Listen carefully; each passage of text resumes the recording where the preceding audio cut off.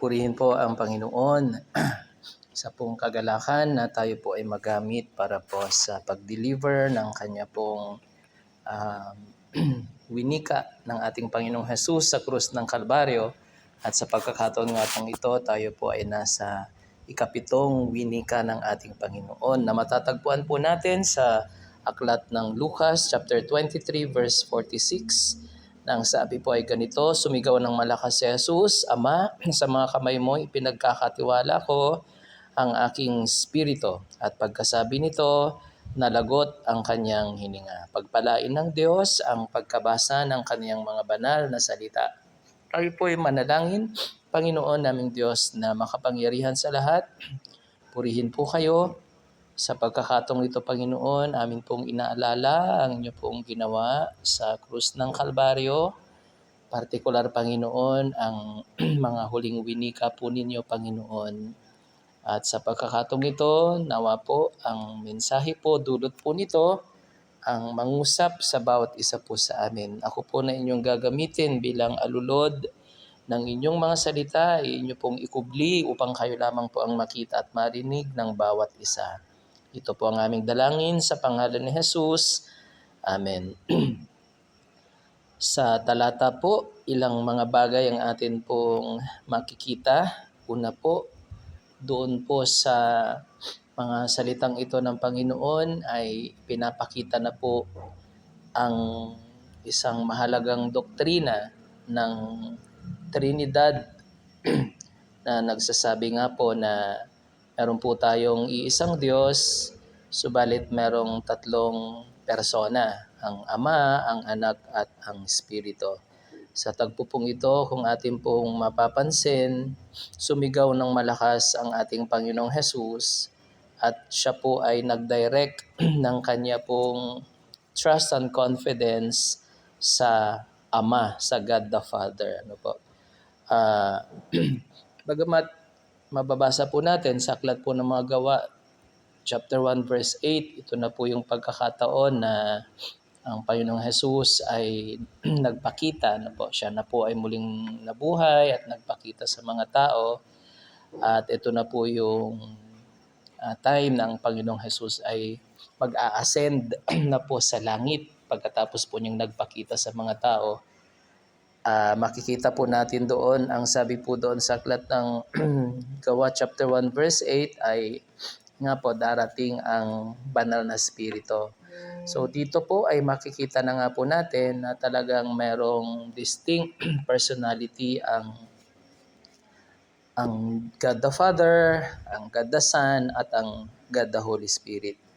Maganda po na magkaroon po tayo ng tamang pananaw, tamang pagkakilala sa ating Diyos na sinasamba. Ano po? Nawa malinaw po sa atin ang doktrina po na ito na meron po tayong iisang Diyos, subalit meron po siyang tatlong persona, ang Ama, ang Anak at ang Espiritu Santo. Ang Ama ay hindi ang Anak ay hindi ang Ama, ang Anak ay hindi ang Espiritu ay hindi ang Anak. Ang Espiritu ay hindi ang Ama ay hindi ang Espiritu. Medyo mahirap na nakakalito na na i-explain, subalit ito po ang itinuturo ng Biblia. Malinaw po dapat sa atin na meron tayong iisang Diyos, subalit meron pong tatlong persona na magkakaiba. Distinct po sila. Subalit, iisa po sila. Pare-parehas po sila na Diyos, pero hindi nangangahulugang merong tatlong Diyos. Ano po? So sa pagkakataon pong ito, isa pa po na ating mapapansin ay ang katotohanan na kung ano ang pinakamahalaga na dapat pong mapangalagaan ng isa pong tao o di po kaya ay natin habang tayo po ay nasa mundong ibabaw. Ang Panginoong Jesus sa tagpo nga pong ito ay malalagutan na po ng hininga, ano po. He was about to give his last breath, his final breath, ano po. Pero nasabi pa rin po niya na kanyang ipinagkakatiwala ang kanyang espiritu sa Diyos, sa God the Father. Papasok na naman po tayo sa isa na naman pong ano bang tawag? Hindi naman po siya actually doctrine pero mga belief ano po ng composition ng tao. Meron pong naniniwala na ang tao ay composed of three. Ang tawag po doon ay trichotomy. Ano po? Ang tao ay merong body, merong soul, merong spirit. Ang ilan po namang belief ay meron tayong tinatawag na dichotomy. Merong body and soul. Ano po? Na nangangahulugan yung soul at saka ang spirit ay maaring iisa. Ano po? Nonetheless, ano po? Isa po ito sa mga tinatawag na di naman gaanong essential. Ano po? Non-essential doctrine na tinatawag. Ang essential ay yung kung sino ba ang tagapagligtas.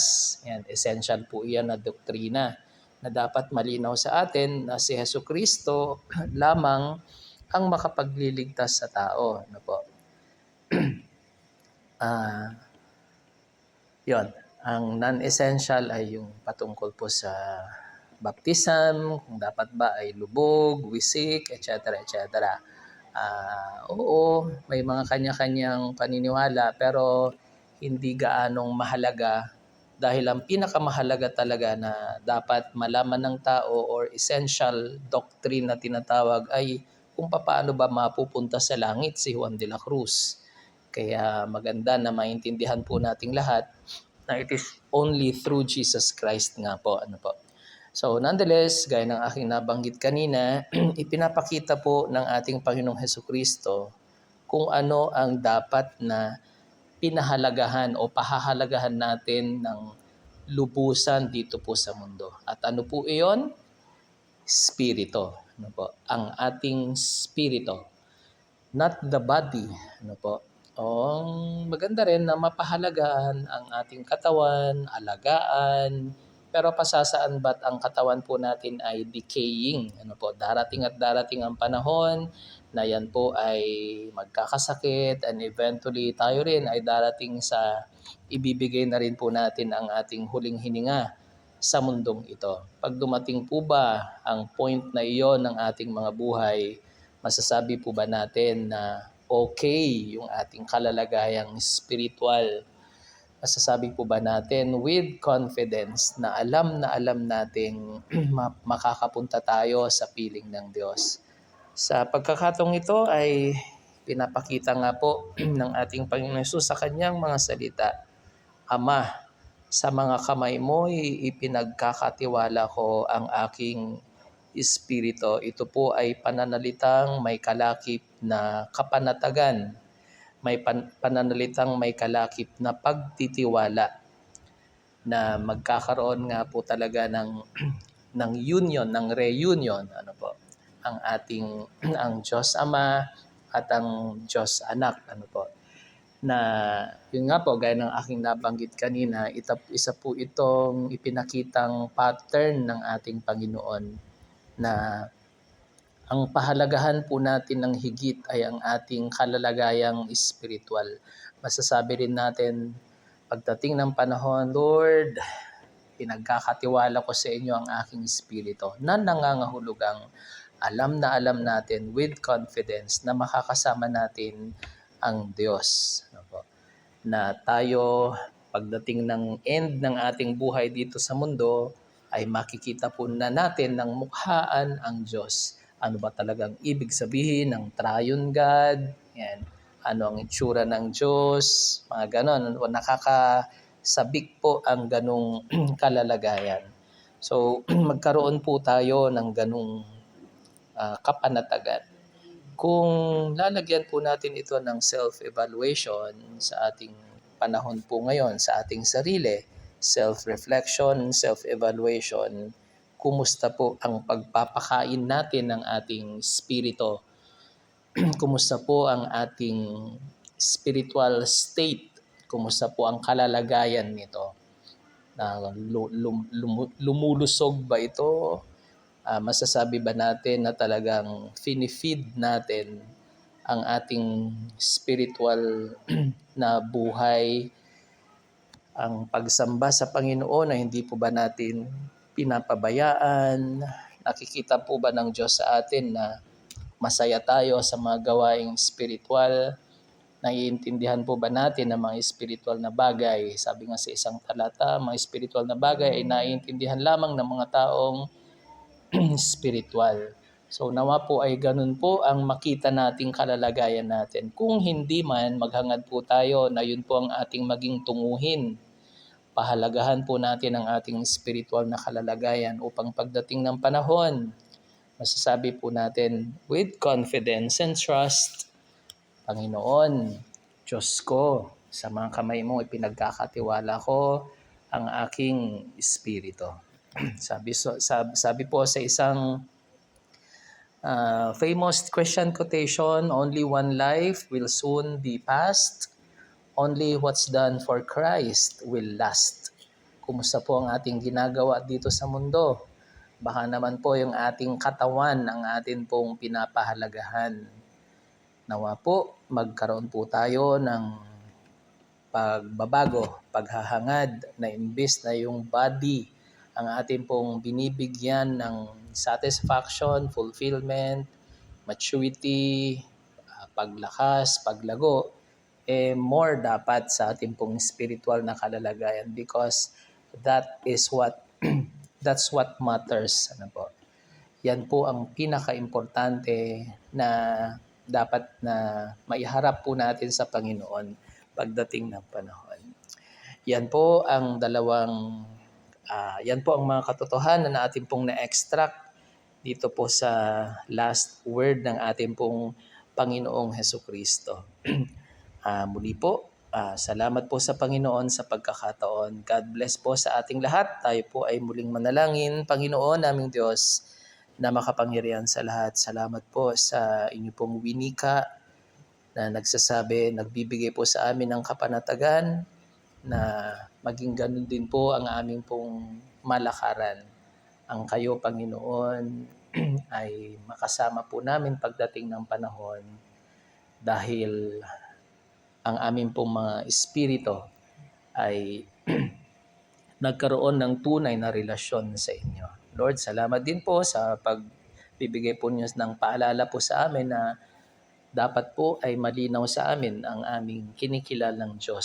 Salamat sa doktrina ng Trinidad, ng Trinity, Panginoon, na kayo po ay iisang Diyos na may tatlong distinct persons. Yan po ay ang God the Father, God the Son, and God the Holy Spirit. Lord, mahirap pong intindihin with our finite minds, subalit alam po namin na kung kami ay inyong sasamahan as days go by, Panginoon, lalo po naming maintindihan ang patungkol po sa doktrina pong ito. Bigyan niyo po kami ng confidence na malinaw po sa amin, Panginoon, ang aming kinikilalang Diyos. Higit sa lahat, ang pagkilala sa aming Panginoong Hesukristo bilang tanging Panginoon at tagapagligtas po namin. Purihin po kayo. Ito po ang aming dalangin sa pangalan ni Jesus. Amen.